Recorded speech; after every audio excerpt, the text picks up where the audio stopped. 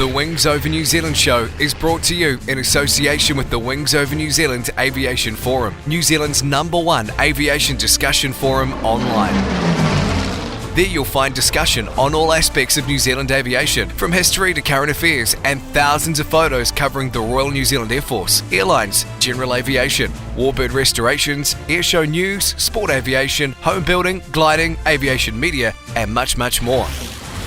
You'll be in good company with other aviation enthusiasts, including pilots, engineers, warbird owners and restorers, historians and authors, modelers, aviation photographers, and many others. Sign up to the Wings Over New Zealand community now. It's free and easy. Just Google Wings Over New Zealand and you'll find the forum. Hi everybody, Andrew Gormley, CEO of Classic Flyers here. If you're interested in classic aviation and you want to get up close and personal to old aircraft and see some of New Zealand's aviation history, come across the Classic Flyers, Jean Batten Drive, Mount Maunganui, right on the edge of the airport. You can go for flights in old aeroplanes like Boeing Stearmans and Harvards. There's lots to see. Kids' parties happening here all the time. We have functions and function rooms, business meetings, and a great cafe with excellent coffee. If you'd like to be involved with Classic Flyers, we also have the volunteer groups who do all things from helping out with function work or just on the main hangar floor with visitors and guests or birthday parties, right through to engineers who get involved in restoring some of our wonderful old aircraft assets. Currently at the moment we've got a Grumman Avenger being restored and a de Havilland single-seat FB5 Vampire. These things are all part of New Zealand's aviation history. It's a great place and it's in a good location. Come and have a visit. Check out the website on www.classicflyersnz.com. Extended. Hi, this is Peter Johnson from aerospace radio station Extended, and we bring you some of Europe's best guests. He's been something of an unsung hero of the American space program, outside those who have made it their business to become aficionados of it. News. Some people will call you mad, some people will call you heroes, and everyone else is probably somewhere in that spectrum. It's an amazing project to pull together from scratch. And views. You've got to pick yourself up, dust yourself off, and learn from that experience. And that's not an easy thing to do, Peter, learning from your own failure. So why not give us a listen if you want to hear about warbirds, aviation, and the aerospace industry? Come over and give us a visit. aviation-extended.co.uk. And remember, there's no E at the beginning of Extended. Extended. Welcome to the Wings Over New Zealand show with Dave Homewood. Welcome to the Wings Over New Zealand show. I'm your host, Dave Homewood. This episode I recorded back in 2010 with the Royal New Zealand Air Force fighter ace, Jim Sheddan. Here's Jim. And see, when I left school, and by the time I was 15, the slump was, so my father had a small farm and he was hanging on to it by his fine teeth, back teeth, and people getting pushed off all around. So I rolled up my little wagon looking for a job, you see. But I got the idea I'd like to fly, so I went out to the Canterbury Aero Club. And the chief instructor said, well, I'll take you up and see if you like it. So we went to the hangar, and the mechanic said, there's no aircraft available. He said, just a moment, I think the old Hawk might be. So they wheeled this into a big biplane and got me up in it, and he got in the front and started it up. Then he got out and left it and went away back into. And this big thing was going, and the prop was going, and an almost stopped. If I could have got out of there, I would take it off, and I wouldn't want to say, of course, I'll get killed in this thing if that stops up in the air. But I liked it, you see. So I volunteered for the Air Force. Yeah, I went in. And this is what helped my application. I had it on my way up from Waimate on my old motorbike. I had to pass the Addington Sail Yards. And Belfer there, who I used to box against, was a auctioneer then, and he, learning it. And as I'm going down and walking through all these cattle there, all bailed up for sale and that, I'm peeping in the pen, and there was a bloody big steer with his bum to me, and just as I'm looking, he coughed, and he covered me from dehydrated grass from me. And Belfer got the hose out and hosed me down. Well, you can imagine what I looked like when I went in for my interview with this waving this standard 6 proficiency. They didn't want to know any about me. So I made up my mind I should. So at standard 6, I'd done no well. I hadn't seen algebra and I hadn't seen trigonometry and that, so I had no show. So I took a course in diesel engineering with International Correspondence School. And I'd covered all those subjects, you see, so when the war started, I volunteered and was accepted as a pilot. Then we had to do a pre-entry course, which I had no problem with, and then went on for 6 months, and I never heard nothing about it, and then I get a letter, and it was 2 days before I was to sit an exam in Timaru. Well, I had no show of passing it. I should have developed flu or something in hindsight, but I was so keen to get in, and I got 50%, and I went in as a Higgana. Oh God! When I got that message that I nearly joined the army, I just knocked me. Anyway, when I got in there was quite a few blokes who had, like myself, had a standard 6 education, but and they were having trouble with their so I had a little school there, and I'm tutoring these blokes up. Well, of course, when we got the results of the exam, they lined us up and they said, "It's the worst course that's ever been through here." I thought, that's my They gave us a feel that nobody had really passed it with any. Then I was asked to go into the office, and there were 2 hour exams, and there was quite a few of them, and I passed with an average of 97%.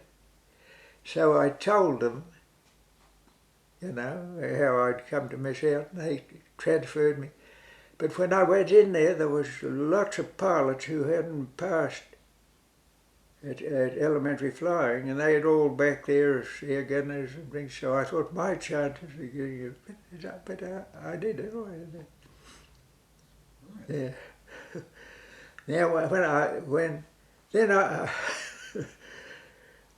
on final leave, of course, and I volunteered when I finished on Tigers. They asked for volunteers for Canada, so I volunteered for Canada. Went on final leave, got on the booze, and arrived back in Auckland after my draft had gone. So I finished up in the guard. And after I'd done my time, they said, "Do you still want to go to Canada?" "Oh yes," I said. So they sent me up to Woodburn for Harvard. If I'd have said I wanted to know, I'd have gone to Canada. Yeah. Anyway, I went to England, and I got on a spit. I got what I wanted. It was a spit OTU, Spitfire. Yeah, man. Well, then I put 1 or 2 blacks up there, and one of them was this young Englishman confided in me that he never drank whiskey. So I said, if you can pay for it, I'll. And I took him out, and I must have sewed him up properly, because he took off next morning in the Spitfire in course pitch, and the whole squadron knew, the whole wing knew what it was doing. It just didn't have enough power with that course pitch to get airborne. It knocked its wheels off on the first fence, and then eventually there was very little of it left by then. And then Sergeant Sheddan reported to the CO. So I reported, what the hell have I done wrong? You took a young pilot out last night, filled him up with whiskey. We've lost an aeroplane which we're short of, and very nearly a pilot which we've spent a lot of money on. Any more of that, and the Army will be your next stop. So the Army had to have for me all. Well, then, I think one of the worst things that happened to me during the war, and the results of this stopped me sleeping, and I never slept again during the whole of the war. And I've been married for 7 years. My wife told me, she said, I've never seen you asleep. And this is what happened. I went up, and my last trip at ATU, I had to take a Spitfire up about 25,000, as about as them old Spits, about as high as you could get them, you see. So I'm getting higher and higher, and I had full throttle and had to keep the stick right back to keep it. So I wound the stick back. When it got up to about somewhere near 25, it just stalled and fell off and finished up in a spin. And I'm sitting there quite happily. When I went to pull it out, I forgot that the stick was wound forward. It was with the tail. You see, the tail tip you could wind it. And as soon as it got enough speed up, it went psh. First of all, I started to go blind. Then out. When I came to, it just sort of got a bit slower on its spin and that. But I couldn't get control of it again. The terrific G. In fact, they reckon that I shouldn't have survived the amount of G it took to. But somehow I got control anyway, and I managed to land it, but it was just about to finish with that aircraft. I must have had it. Well then, as soon as I dropped off to sleep, I was having these nightmares, and just when I'd be about to hit the ground, I'd give a bloody yell, and out I'd go on the floor, everything with me. And I willed myself that I couldn't. The nightmares were so terrific, I just started. And that's when I went to 485, so I wasn't in my best. Anyway, I hadn't been there long, and they wanted a pilot to go on an air firing course. So the squadron at that time was going over to Ireland to do deck landings, practice deck landings. So they knew, they sent me on the air firing course. Well, while I was there, I met a Canadian who, and I was much longer on this air firing course, and I should have done it and gone back to the squadron, but the squadron was still away. And we were coming home one night. We picked up a horse on the way, and we brought it with us, and we tried to put it into the WAF's quarters, but they did this and that, but they didn't want it in there. I suppose they wouldn't mind it. And there was a Typhoon squadron on the same airfield where we were doing the air firing course that were in this big old English house they were in. It was like, and what would you call a porch? The whole squadron were in their sleeping bags on and mobile beds they used to carry with stretchers. So we managed to get this horse up the steps, and we put him in there and shut him. Well, you can imagine. You can imagine, well, some young fellow woke up and looked for a bloody horse who'd never seen a horse before. Unfortunately, of course, the WAFs blew the gaff on us, you see. So they rang up the squadron and just arrived back, and they rang up and said my aircraft had gone US because it was due for servicing. Send somebody over to collect this pilot. We've had enough of him around here. And Les came in the Tiger Moss to pick me up. Well, Chalky, after we got in, he said to me, "You fly it back." And that's the thing, you don't volunteer for anything. You could have somebody. Otherwise, anybody could fly a Spitfire, could fly a Tiger Moss. But on the way home, I suddenly realised that Chalky hadn't filled with petrol before we left, you see. So we come to a little airfield and I landed, and I was taxiing far too fast. I came round from behind the hangar and I got a tailwind and I had no control because I didn't have no brakes on. So I gave it full throttle to get some air over and and we finished up in the ditch. Bloody bits of prop flew all around the place. This old Chalky down below me and I'm sitting up above him. He's peering down, he's swearing his head off. So I got posted for that, and I was sent to a delivery squadron on fighter command, and if the squadron, Israel's 11 group squadron, if the weather was tough and they had a short aircraft, one new aircraft. Most of the aircraft were being delivered by girls and by contractors. He employed a lot of girls. Well, they wouldn't fly in tough weather. They just wouldn't. I mean, it would be bad if he started losing you.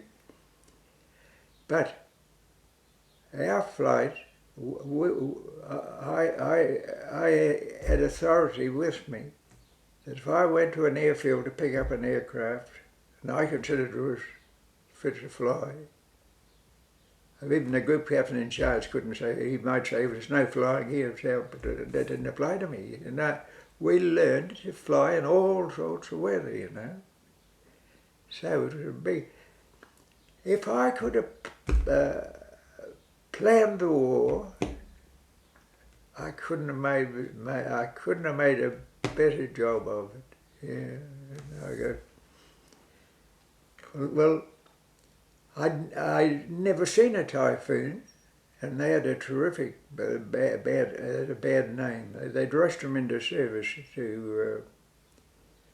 to combat those tip and run raiders. The only thing that would catch the 190s and 109s.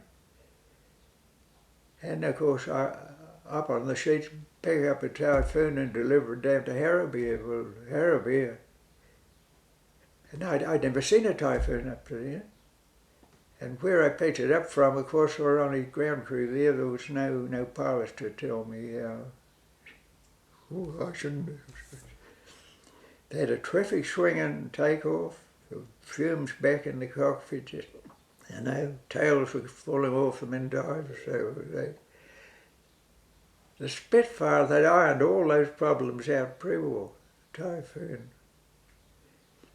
And I said, well, I want to get back on ops, so I volunteered for Typhoons. And of course they said, yeah, because nobody wanted to fly them. And Scotty was our first New Zealand CO, Roberts. Roberts had an Englishman, he'd formed a squadron and they were on Hurricane. And Scotty took over.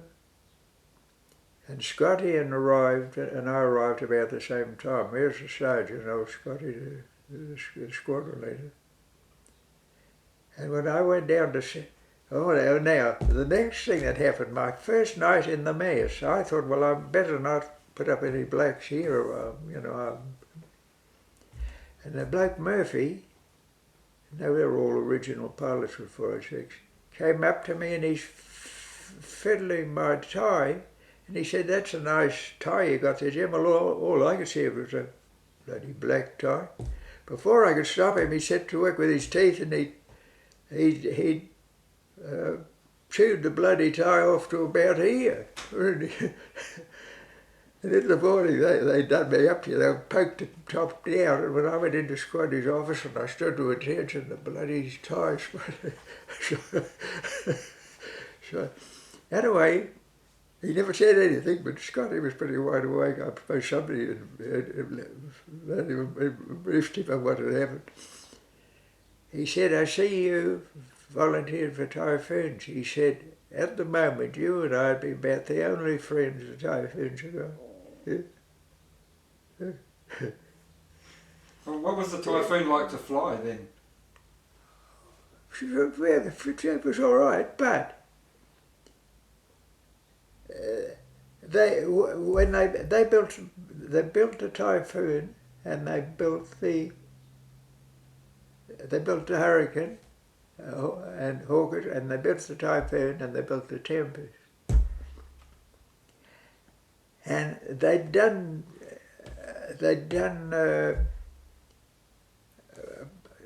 tests with the models, and they said a Typhoon will be very difficult to land on the water, but you'll have no problem with the Tempest. And that was exactly the way it worked out. Very, very few pilots landed a Typhoon on the water and got away with it. We were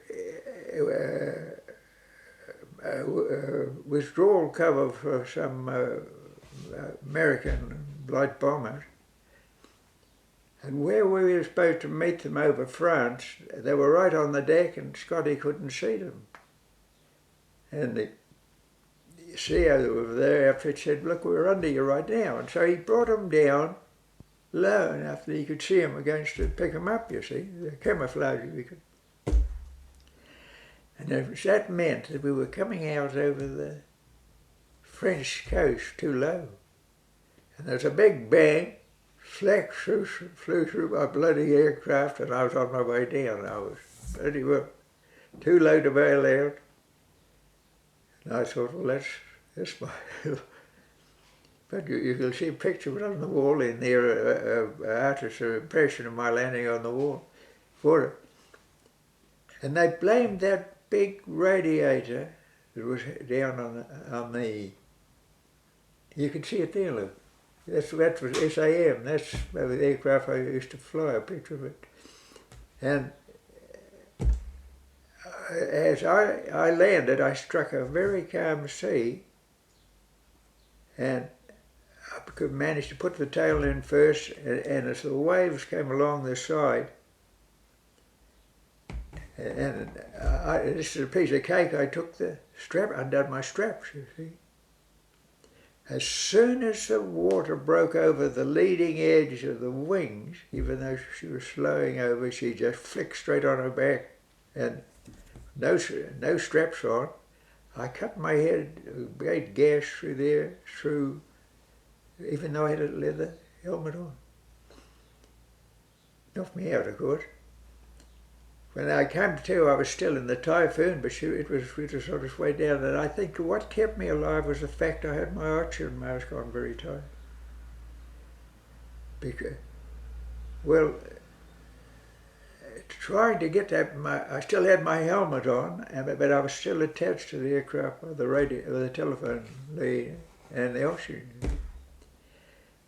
And I suppose I didn't have enough sense to pull my gloves off, and trying to get my thing undone under there when I sort of came. I didn't know where I was for a start.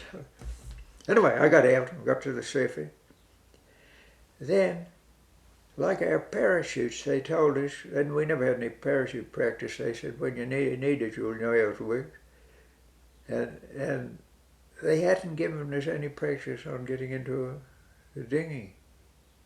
And it was a long thing about that length that you could sit in, and a ladder, but it wouldn't be any wider than this table, but the ladder down one end. And every time I tried to climb up the ladder, it flicked over on top of me.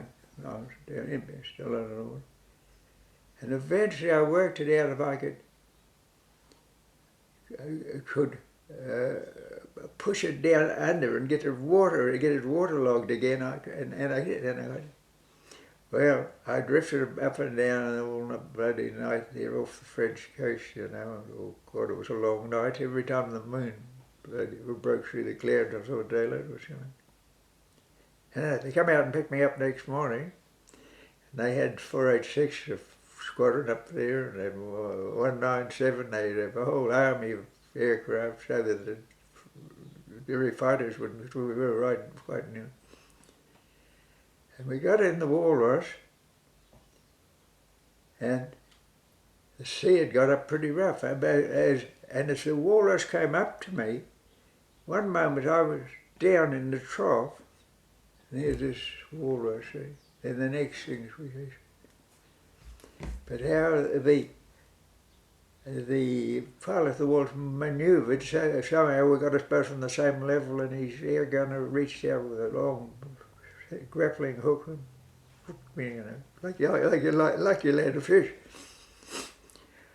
Well, then they took off, and a wave hit. The Walrus had floats under each. There was a biplane that hit me, and bashed one of those floats off. See? So the air gunner crawled out on the bottom wing of the other. He says, "Count." And the pilot suggested I get out there with him. Well, you can imagine that a big risk. Like, I'm hanging on to the leading edge, my toes over the back, and I knew if either of us went off that way, we were gone. And that's one thing I can't remember, is that how they got me off that wing with that aircraft diving about in the lake, and I bet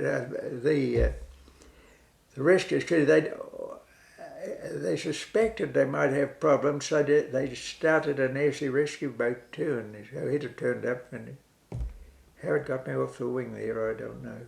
I just have no idea. Now the same thing happened when I got into trouble with that flying bomb, and I don't remember how. I was conscious for a while. You know, I was unconscious when I came to, but I was conscious. And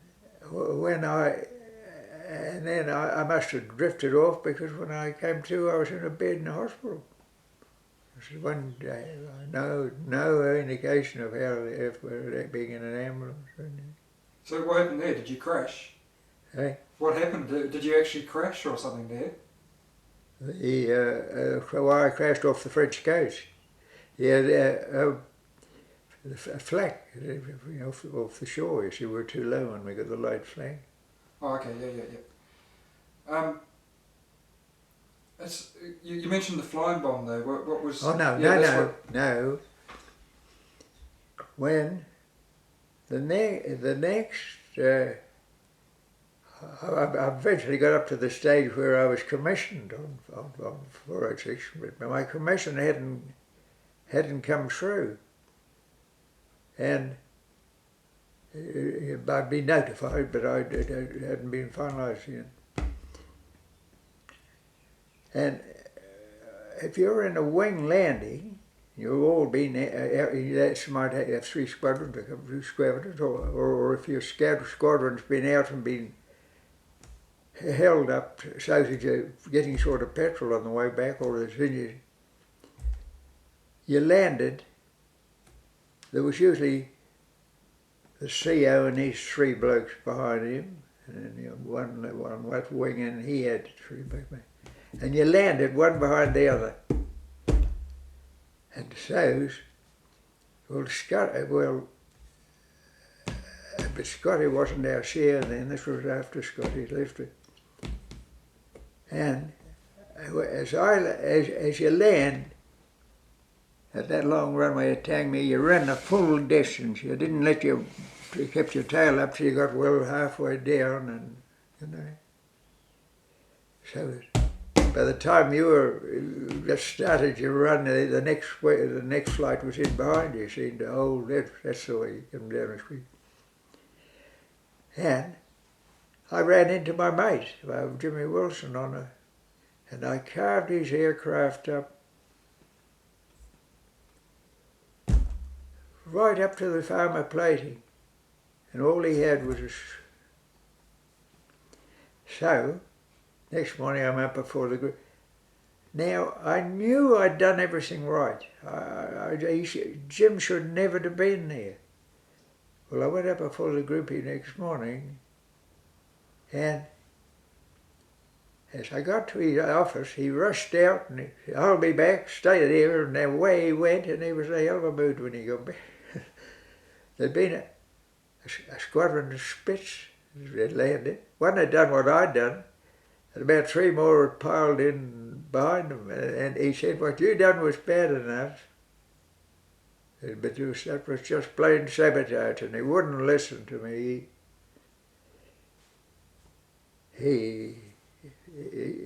My punishment was, my commission was put on hold, and I was sent to the bad boys' school where I spent 3 weeks or a bloody month, making my own bed and only walking about the place and going to lecture. But I knew that it wasn't my fault, but I didn't know why. Well, then I met Jimmy Wilson down at Wanaka, and I said to Jim, "What happened that I caught you up on the runway?" He said, "See, there was one lot landing on this side of the runway, there was another lot landing on that side." And he said, "The bloke started to veer across and he would have hit me, so I slowed up." Now, why he didn't say that, let me take all that bloody punishment, I don't know. Yeah.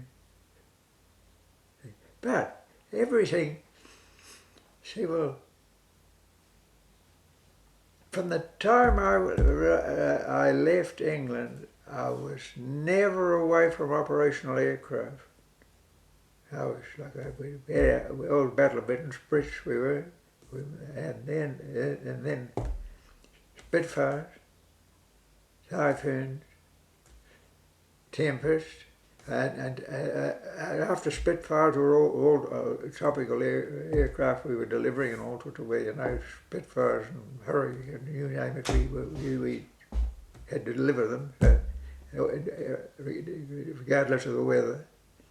Often we'd go there and we'd be dropped off by the Domini there, but sometimes it was too, the Domini, they wouldn't have to drive from Croydon, they weren't flying the Domini, and we went by rail and they picked our aircraft up, and away we went.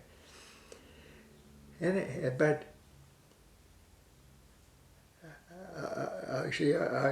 it was that trip. My flying was at its worst when I left OTU because of that bloody Spitfire, I couldn't have gone to Westall.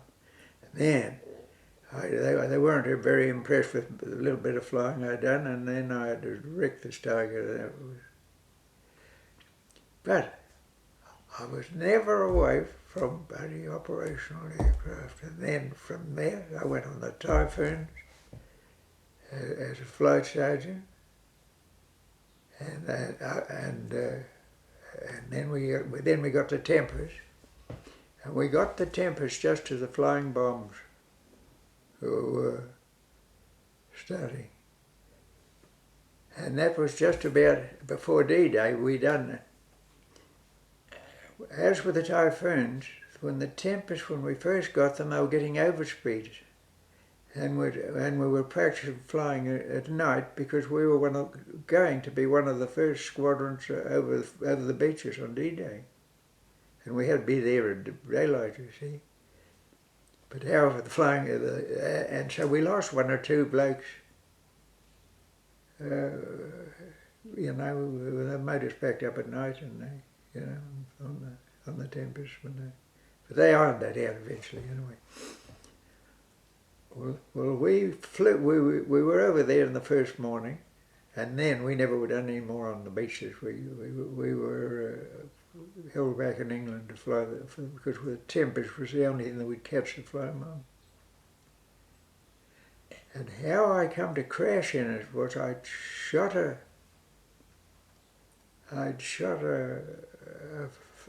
flying bomb. I shot at a flying bomb and I partly put it out of action and it was going down slowly. And I wanted to see it blow up, you see, and I'm keeping it. And our wing commander, next thing I realised there was somebody shooting at this thing up above me. And it was our wing commander. And one of his shells dropped out. With the speed my radiator, it let the coolant out, and the next thing, the prop stopped. And when that prop stops, you wonder where it comes from, because it's, you know, it's just hung up there like it's a foreigner in the game, you know. And I was pretty low. So I picked on a field, but I was too fast to get into it, and I went through a hawthorn hedge. There's a plantation of trees. And when I came to, all that was left was a little bit of the tail, and I was lying on it. Yeah, the whole aircraft completely smashed to pieces. Yeah. And I should have been grounded then, you see. I wouldn't have passed the medical test, but they took me into the Hastings Hospital, which if I'd have gone in a RAF hospital, I'd have been, yeah. And the first thing I happened when I came to in the hospital, I had no feeling in my legs. No, I thought, you know, it's a wheelchair for me, was a hell of. And I was in a ward of my own, so after about a day or two, I just couldn't bear it any longer, so I struggled out of bed and stood on the, and I found out I could stand, you see.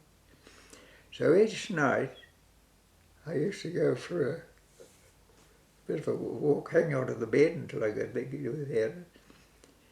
And I was in bed for a fortnight, and then 2 nurses came in with a porter, and they said, "You've been in bed for a fortnight, you'll be very weak, we'll take you out and put you in a chair and we'll make your bed and put you back in." You see, and so they pulled the blankets back, so I hopped out of it.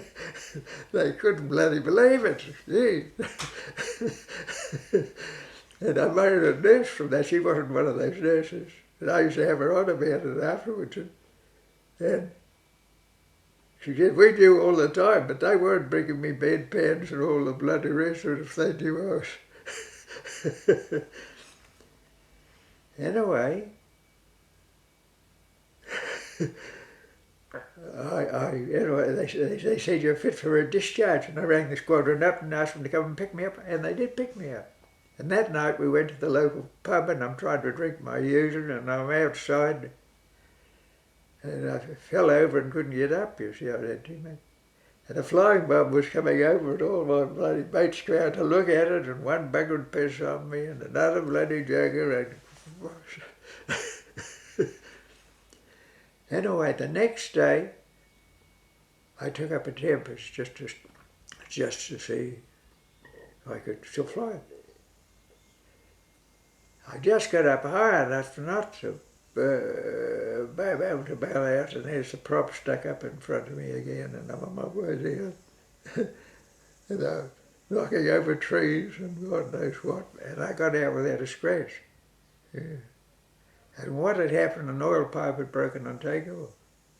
Now, how they knew, when they picked up all the wreck of that Tempest, they knew what had caused it with the flying bomb, and they knew what had caused that aircraft with it, yeah. It was terrific what they got. I saw the hurricane come in down there to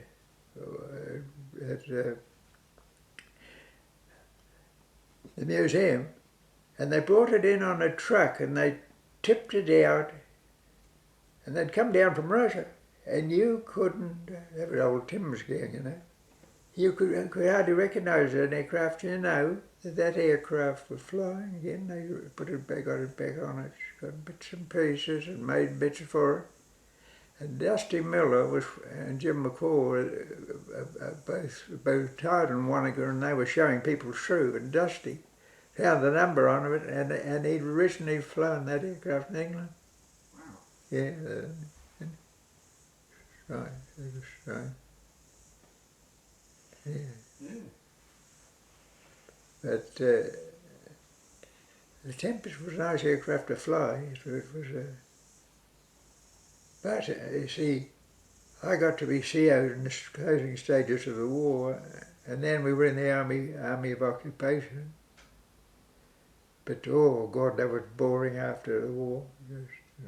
Jokers flying under bridges and low flying and killing themselves and all that sort of. Yeah. So were you actually flying on D-Day? D-Day over the beaches, D-Day, yeah. Found Dawn. We were the first, one of the first squadrons over there. And what was it like? What was your impression of? It looked to me as you could almost walk to France by jumping over one body from one ship into another. I've never seen so many. Yeah.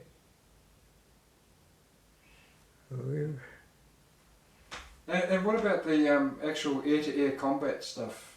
Well, we didn't do much of that because most of us, they had us on shooting up trains and ground crew stuff, and we didn't meet the Germans very often, but when we did meet them,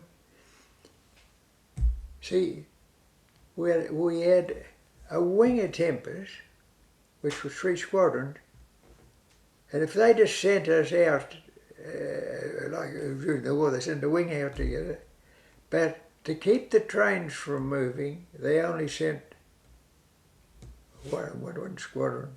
And they didn't send a full squadron, they usually sent you 2. And of course, the train, and our job was to shoot up the engine. We never not much point in shooting up the carriages and that. And then we'd have another pair hanging around somewhere where when an engine come out to tow them in, they'd blow it up. That was. And when we did meet them, and I think this was in the closing, as we followed the army through France, and we'd strike anything up to about 50 aircraft. The sky seemed to be full of them. And I think they came from the Russian front. Then we'd go out time and time and nothing about. And as they were supposed to be short of petrol, but as they were coming down, they would check that long-range tanks off. You could see the petrol spraying out of them like mist coming out of this. The tanks doubled down.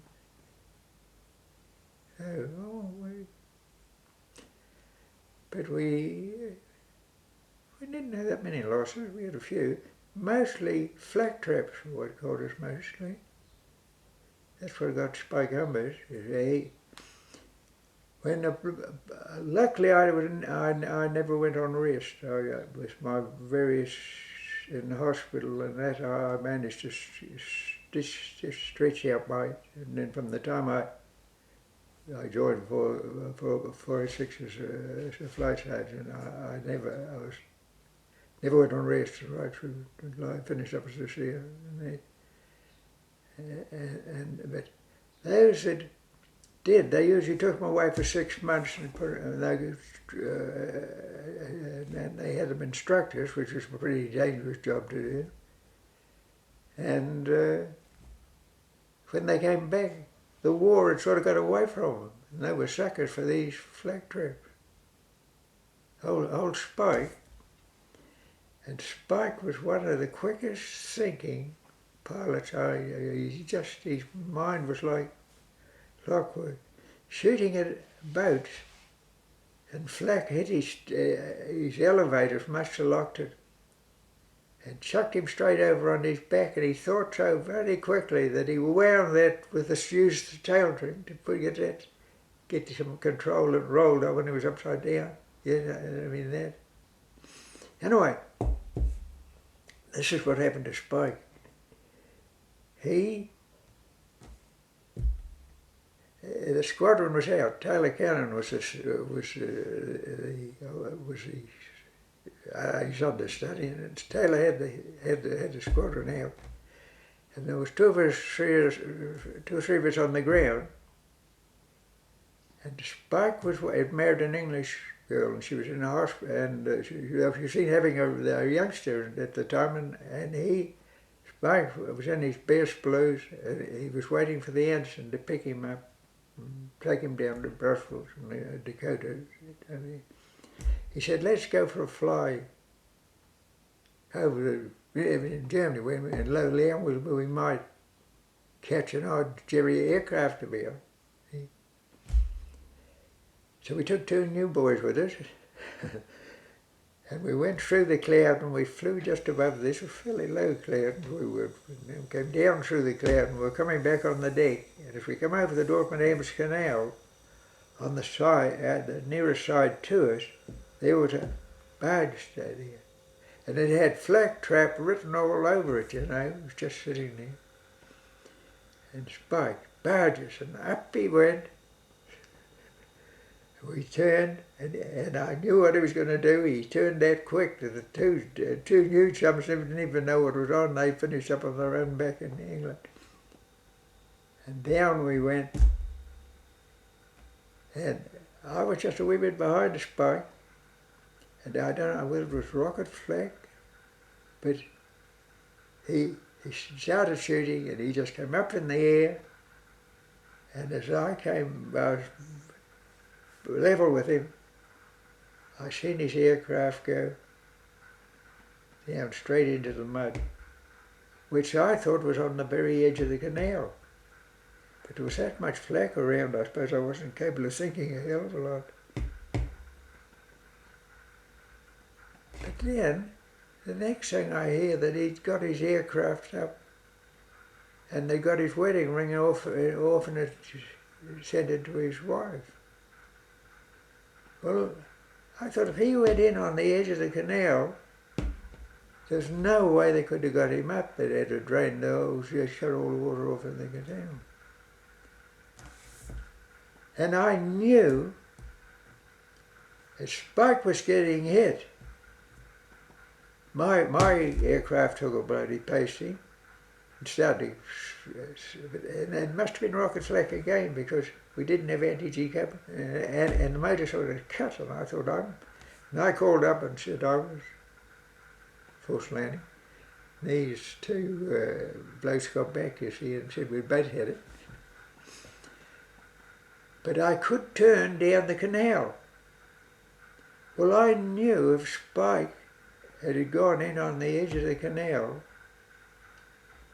I'd have gone over the canal and had to turn back to it. But you've seen that books for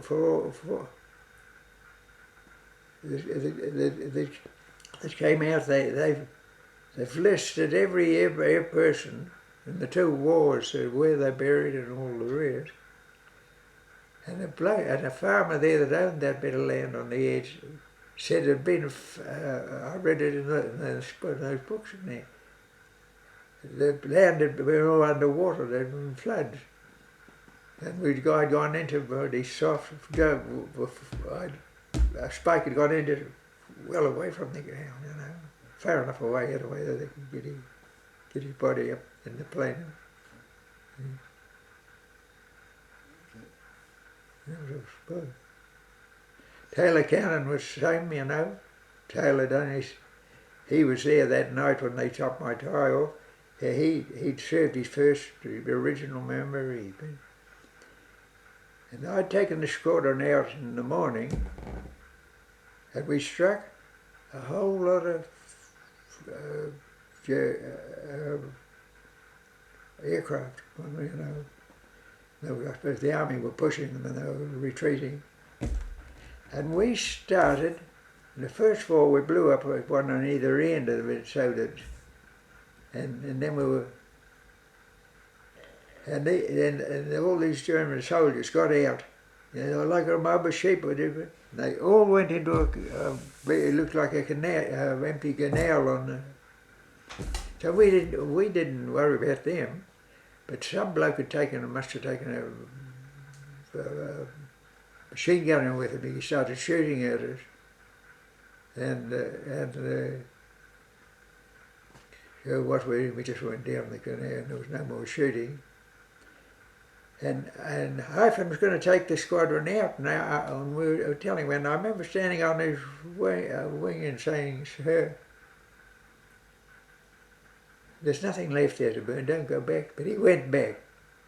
Bugger me, they didn't, they must have, the flak got him, and he bailed out, and they must have used him for bloody practice on the way down. He was never heard of again. Yeah. What do you think was your scariest moment? Hey? What do you think was the scariest moment that you had? The biggest fright you got?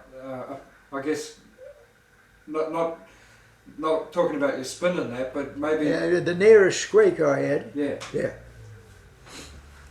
Well, two of us, and this, I could say, I missed death by a second or 2 seconds to the outside. Not many people could say that.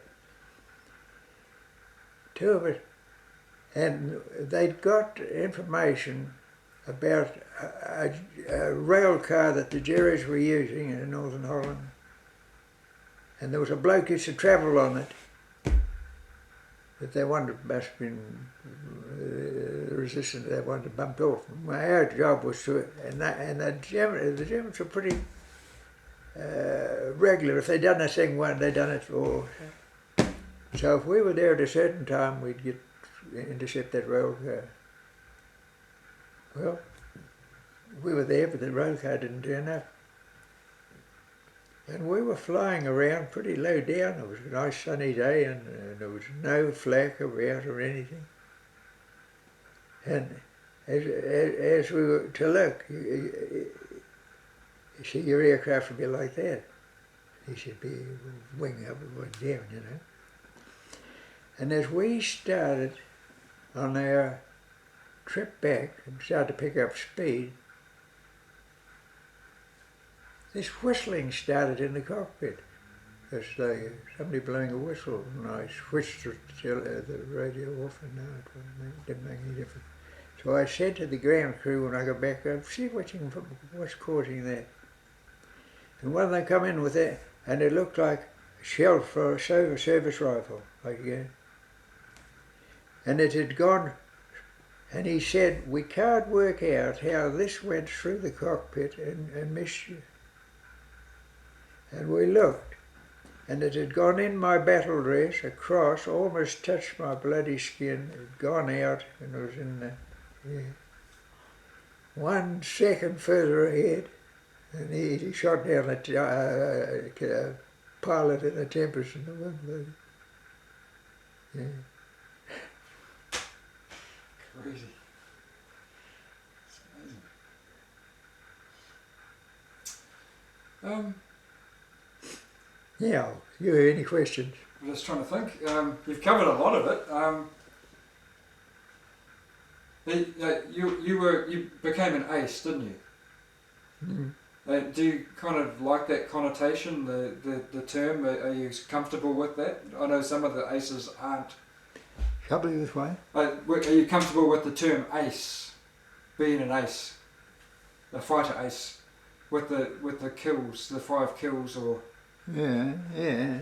I know some of the fighter aces don't like to talk about that. I just wondered if you were comfortable with that. Are you proud of that sort of thing? Really.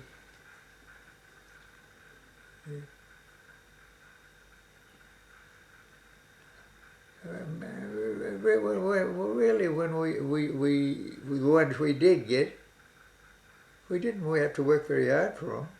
No. If you got to a real turning bloody circle with them and that, you really,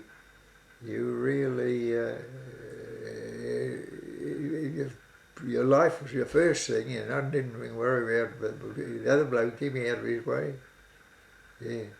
They used a lot of tracer too, and that's where that was a godsend to us. If you didn't spot them coming up, you looked nearly 80% of your time behind.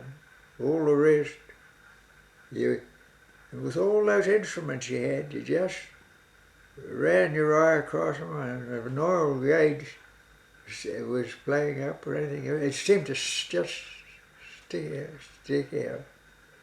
And and well, I think some of the Jerrys were a bit unfortunate. I know one bloke that I got, and he never knew I was there, and that was the weather had packed in, you see, and they'd opened the bar up at lunchtime, and then they got a message that the weather was clearing beyond the German lines, you see, and they wanted to send a section off to. So I was detailed to go and take a bloke with me. And there was a Canadian photographer there, and the film came out after the war, but I've never seen it. And it shows this photographer, and the Tempest runs right up to his camera, see? And now he wanted a picture of us taking off, and he got down the runway. And the next thing I realised that I was going to hit him. So I pulled up over his head. But anyway, we were shooting at an engine. And as I pulled up, I saw this 190 right down on the deck. Got down very crazy. In behind him, and he just flew to pieces. He never knew. Another thing, when they raided the Air Force on I think it was on New Year's Day or something, when they shot up all their airfields, and we were out, and we was recalled, and my radio broke over. I didn't know why they turned round. I didn't realise it was. See? And next thing, there's Jerry's fighters all over the place. So I got mixed up with one there, and I got a 109 as it is. Yeah. No, you just had to be lucky. Some blokes never got, done a whole tour and never shot anything down. Yeah. I think I was credited with 7 or something bloody thing. But one of the biggest things, I think, was when you got it mixed up like that,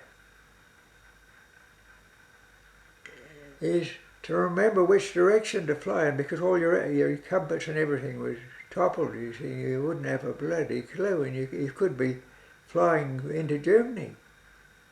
So you had to remember where, if possible, where the sun was, or something, so that when you...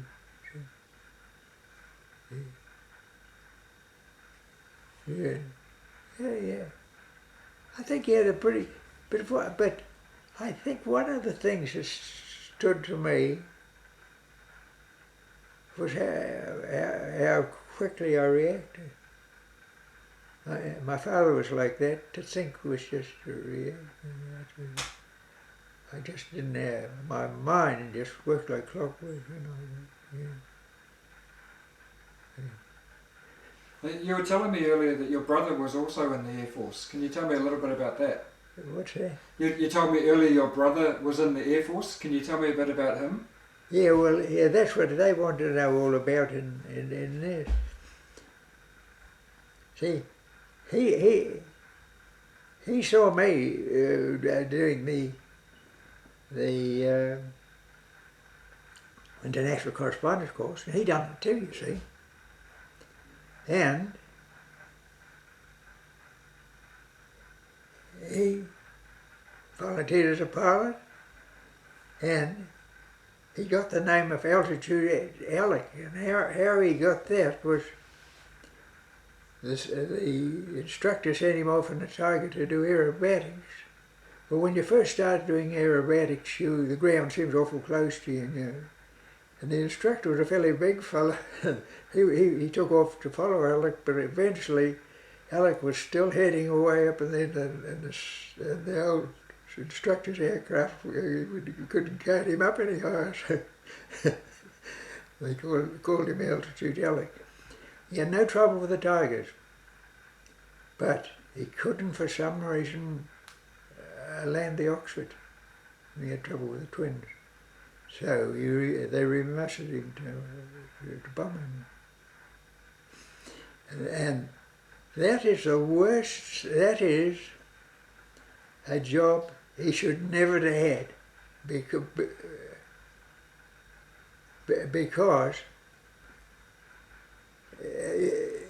if the bomb aimer didn't do his job, they stayed there till it did, you see. Now this is what happened to Alec pre-war, and he was out on the Elephant Hill, it was always a small ship station, poisoning rabbits, see, and he was sit on the top. And the bloke below him let all the scrub in the gully, and Alec was in. And the fire, he just was racing up, going his own wind, and he saw it. And he thought, well, I can't get out in time. But if he put his bag over his face and emptied his carrots out on the ground, he could break through that wall of flame and it'd be clear. But it didn't work like that because the flame was working on the top of the... And he tripped and fell over, and he came out at the bottom. His face was badly burned. When I saw him in hospital, and to make it worse, the bloke who was with him took him in, and the pain he was in, he gave him a lot of whiskey, you know, when it should have been. You know that he healed up without a pain.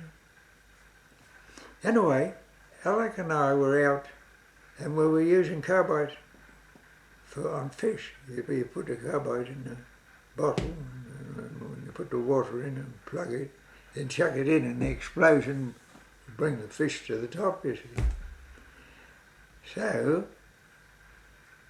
I was